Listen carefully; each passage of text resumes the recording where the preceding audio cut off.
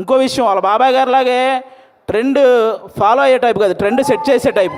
అందుకే 11 మంది హీరోలను పెట్టి ఒక సినిమా అంటే ఖచ్చితంగా ట్రెండ్ సెట్ చేసినట్టే. అవునా? 11 మంది హీరోలు అంటే ఇప్పుడు రీసెంట్గా మన 11 మంది క్రికెటర్లు మన దేశానికి వరల్డ్ కప్ తెచ్చినట్టు ఈ 11 మంది హీరోలు మా నిహారిక గారికి మంచి విజయాన్ని అందించాలని మనస్ఫూర్తిగా కోరుకుంటున్నాను. మనకు 11 అంటే చాలా గుర్తొస్తాయి, కానీ ఈ సినిమా తర్వాత 11 అంటే ఈ 11 మందే గుర్తొస్తారు. అదైతే నేను నమ్ముతున్నాను. అది యాదృచ్ఛికంగా జరిగిందో ఇంకోటి జరిగిందో తెలియదు, కానీ సుమగారు మేకల సత్యాన్ని పట్టరండి అని చెప్పి తీసుకురమ్మంటాడు. తీసుకెళ్ళి ఒక మేకలు ఉంటాయి గ్యాప్లో, షార్ట్ గ్యాప్లో ఎన్ని ఉన్నాయరా అన్న, ఈ ఒక 70 అంట, ఈ ఒక 80 అంట, 150 ఉన్నాయి మేకలు. డైరెక్ట్గా ఉన్నాయి 150 మేకలు ఉంటే లాస్ట్ సినిమా అయిపోయాక ఇంకో సీన్ ఉంది, నా బాంబరదలు రాగానే నన్ను రిలీజ్ చేస్తారు. కరెక్ట్గా లెక్కేస్తే 11 ఉన్నాయండి. ఇది ఏంటో నాకు అర్థం అవ్వాలి. అలాగా మాకు అన్నీ అలాగా సినిమాలో బ్రహ్మాండమైన ఇన్సిడెంట్లు పెట్టారు. కాబట్టి అంటే ప్రతి ఊర్లో ఒక కమిటీ ఉంటుంది. ఆ కమిటీలో కుర్రాళ్ళు ఉంటారు. బేసిక్గా సమస్యను క్రియేట్ చేసేది వాళ్ళే, సమస్యను సాల్వ్ చేసేది వాళ్ళే. అలాంటి కుర్రాళ్ళు అనమాట.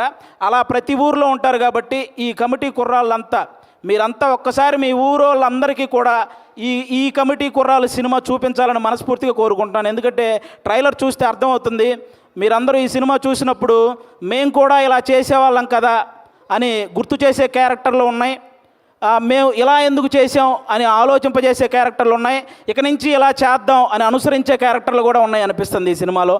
కాబట్టి మీరందరూ కూడా ఈ కమిటీ కుర్రాళ్ళ సినిమా, మీ ఊర్లో ఉన్న కమిటీ కుర్రాళ్ళందరూ ప్రతి ఊరు వాళ్ళని తీసుకెళ్ళి ఈ సినిమా చూడాలని మనస్ఫూర్తిగా కోరుకుంటున్నాను. అలాగే ఈరోజు ఇక్కడికి ఈ సినిమాని ఆశీర్వదించడానికి వచ్చిన మన ముగ్గురు గెస్ట్ల హీరోలు అంటే వాళ్ళు కథ నేను సెలెక్ట్ చేసుకోవటం కాదు, కథ నన్ను సెలెక్ట్ చేసుకోవాలి అని ఫీల్ అయ్యే ముగ్గురు గెస్టులు ఇక్కడ ఉన్నారు మనకి. వాళ్ళ ముగ్గురు వైవిధ్యమైన సినిమాలు చేస్తూ వస్తున్నారు. ఇక్కడ అడవిశేష్ గారు అయితే మామూలుగా ఎవరైనా సీట్లో కూర్చొని చూసే సినిమాలు చేస్తారు, ఈయన సీట్ ఎడ్జ్లో కూర్చొని చూసే సినిమాలు చేస్తుంటాడు. అంటే మొత్తం అన్ని ట్విస్టులు ఉంటాయి ఆయన ఏ సినిమా చేసినా. ఆయన ఇండస్ట్రీకి వచ్చినప్పుడు కొత్తలో ఆయన నేర్చుకుంది ఏంటంటే నా బాడీ లాంగ్వేజ్ ఎలాంటి సినిమాలు చేయకూడదో తెలుసుకున్నాడు ఫస్ట్ ఆయన. ఆ తర్వాత ఆయన చేసిన సినిమాలన్నీ ఎలాంటి ట్రెండ్ సృష్టించాయో మీ అందరికీ తెలుసు. అక్షాణం కానీ, గూఢాచారి, ఎవరు, మేజర్, ఇలా చెప్పుకుంటూ పోతే అన్ని అంటే ఆయన సినిమాలకు ఒక సపరేట్ ఫ్యాన్ బేస్ ఉంది. ఇంకా మా సాయి ధర్మ తేజ్ గారు మామూలుగా ఎవరైనా పేరులో ఇంటి పేరు పెట్టుకుంటారు, కొంతమంది క్యాస్ట్ పేరు పెట్టుకుంటారు, కొంతమంది నాన్నగారి పేరు పెట్టుకుంటారు. కానీ ఫస్ట్ టైం పేరులో అమ్మగారి పేరు పెట్టుకొని ప్రతి ఒక్కరూ వాళ్ళ అమ్మని అంతలా గౌరవించాలి అని మనందరికీ ఒక సంకేతాన్ని ఇచ్చినటువంటి హీరో మన సాయి ధర్మ తేజ్ గారు. అంతేకాదు రీసెంట్గా ఒక ఓల్డ్ ఆర్టిస్ట్ మన పావలా శ్యామల గారు ఇబ్బందుల్లో ఉంటే ఆవిడకి 5 లక్షల సహాయం చేశారు మన సాయి ధర్మ తేజ్ గారు. అంటే సంపాదించే శక్తి దేవుడు అందరికీ ఇస్తాడు, కానీ సహాయం చేసే మనసు కొంతమందికే ఇస్తాడు. అందులో మన సాయి ధర్మ తేజ్ గారు కూడా ఉండడం నిజంగా మనందరి అదృష్టం. అంతేకాకుండా రీసెంట్గానే అంటే తండ్రికి కూతురికి కూడా తప్పుడు సంకేతాలు చూపిస్తూ చేసిన ఒక వీడియో మీద మొట్టమొదట స్పందించిన హీరో మన సాయి ధర్మ తేజ్. ఈరోజు సోషల్ మీడియాలో ఈ అమ్మల్ని తిట్టేవాళ్ళు, అక్కల్ని తిట్టేవాళ్ళు తగ్గుతూ వస్తున్నారంటే దానికి రీజన్ మన సాయి ధర్మ తేజ్ గారు తీసుకున్న ఆ రోజు డెసిషన్ అనమాట. అలా ఆ సాయి ధర్మ తేజ్ గారు కానీ ఇంకా మా వరుణ్ తేజ్ గారు, మా నాగబాబు గారు అబ్బాయి. అంటే నేను తొలి ప్రేమ సినిమా ఫస్ట్ నాకు తొలి ప్రేమ సినిమా ద్వారానే సినిమాల్లో ఒక సక్సెస్ వచ్చింది. అది తీసిన డైరెక్టర్ కూడా ఇక్కడే ఉన్నారు, వెంకటేశ్వర గారు. అంటే ఆయన కూడా మెగా ఫ్యామిలీ నుంచి వచ్చిన ఒక హీరో అన్న గర్వం ఎక్కడా ఉండదు మా వరుణ్ తేజ్ గారికి.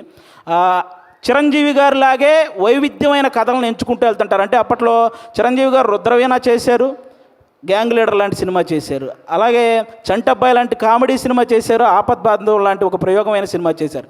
అలాగే మా వరుణ్ తేజ్ గారు కూడా తొలి ప్రేమ లాంటి లవర్ బాయ్ క్యారెక్టర్ చేశారు, ఫిదా లాంటి పక్కింటబ్బాయి లాంటి క్యారెక్టర్ చేశారు, అంతరిక్షం లాంటి ప్రయోగం చేశారు, గద్దలకొండ గణేష్ లాంటి మాసు చేశారు, F2 లాంటి ఫన్. అంటే ఒక డైరెక్టర్కి ఛాలెంజ్, నేను ఏదైనా చేయగలను, మీరు ఎలాంటి సబ్జెక్ట్తో వచ్చినా చేయగలను అనే హీరోగా మా వరుణ్ తేజ్ గారు తయారవుతున్నారు. కాబట్టి ఇలాంటి గెస్టులు ఈరోజు మన దగ్గరికి రావడం నిజంగా మీ సినిమాకి. అలాగే ముఖ్యంగా ఇక్కడ ఈరోజు ఎవరైతే కుర్రాళ్ళు ఉన్నారో మొత్తం, నేను బేసిక్గా ఇక్కడ ఎవరో కొత్త కుర్రాళ్ళు అన్నారు, కానీ వాళ్ళు స్టేజ్ మీద మాట్లాడింది, ట్రైలర్లో చేసింది చూస్తే ఈ ముందున్న వాళ్ళందరూ కొత్త కుర్రాళ్ళు అనిపించింది నాకు. అలా మాట్లాడుతున్నారనమాట. కానీ అస్సలు సినిమా ఎక్స్పీరియన్స్ లేని ఈ టాలెంటెడ్ కుర్రాళ్ళకి సినిమా మాత్రమే ఎక్స్పీరియన్స్ ఉన్న సాయి కుమార్ గారితో కలిసి చేయటం మీ అందరూ అదృష్టం నిజంగా. కాబట్టి మీ అందరికీ once again all the best. August 9 తర్వాత ఖచ్చితంగా ఈ సినిమాకి సక్సెస్ మీట్ ఉంటుందని నేను మనస్ఫూర్తిగా కోరుకుంటున్నాను. వన్స్ అగైన్ నిహారిక గారికి కూడా ఆల్ ద బెస్ట్ అండి. థ్యాంక్ యూ ఆది గారు. నెక్స్ట్ మీటింగ్కి మైక్ పట్టుకెళ్తున్నారా? అండ్ కొంతమంది మాట్లాడితే ఆపితే బాగుంటుంది అనిపిస్తుంది, కానీ ఈయన మాట్లాడితే మాత్రం చెవులు నిక్కబుడుచుకొని మరీ వింటూ ఉంటాము. సో ఆది గారు